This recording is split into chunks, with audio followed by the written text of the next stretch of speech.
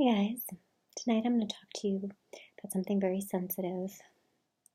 A lot of people struggle with this, and it is how can the narcissist protect my brother or my sister so ferociously?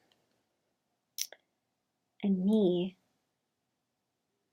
they just leave me to fend for myself. They leave me in dangerous situations. They leave me with predators. They allow me to be abused or offer me up to be abused. And yet, my brother,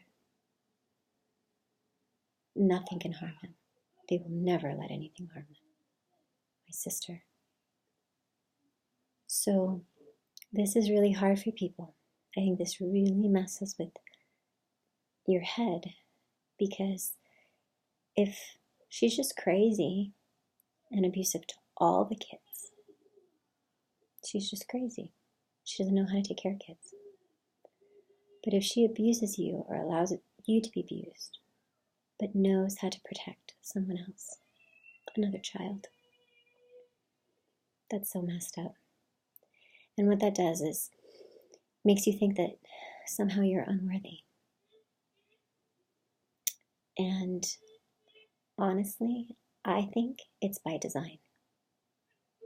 Because she's training you to be that lesser than punching bag. She's training you to be needy, to seek validation from her, to try to please her. And she's training you to be the person that she can just reject. So it is calculated. It is very sad. As a child, you don't understand it. But as an adult, I hope that you can learn to see that sickness and that ugliness as something that exists without you. It was there before you were born. It'll be there after you die. It'll be there until the day they die, without divine intervention. And I don't say that joking.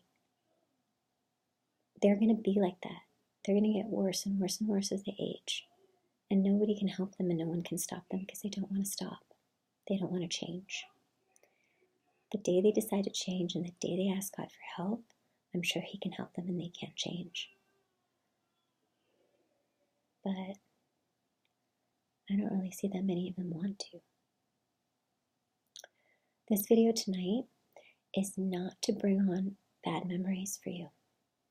It's not to say, to join the club of, you're so abused, you're so abused, you're so abused, and keep you there.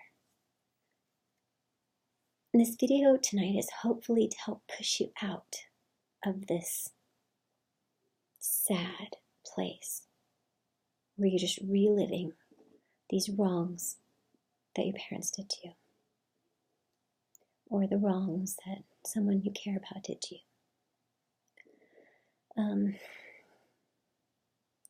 I would just say don't take it personal. It's in the past. Let it be an experience that you had and not let it define your whole life.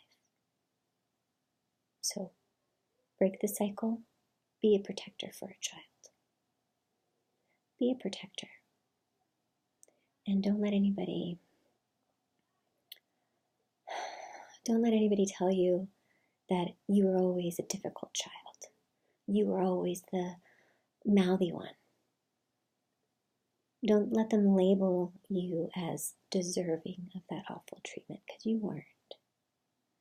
But now is time to move forward.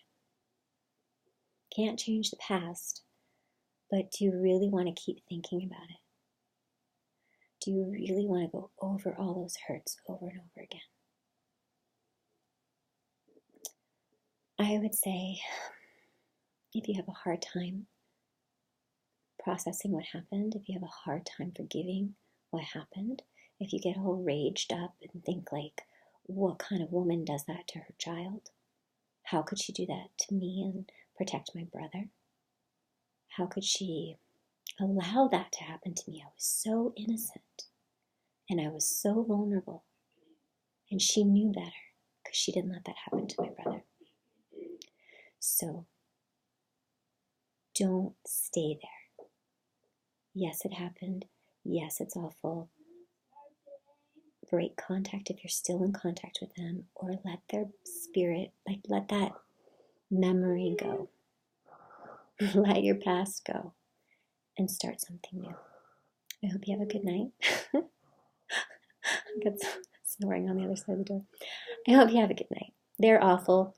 You don't have to be awful. You don't have to be married to somebody awful. You don't have to have an awful, sad life. They took so much away from you already. Don't let them take another day. Okay?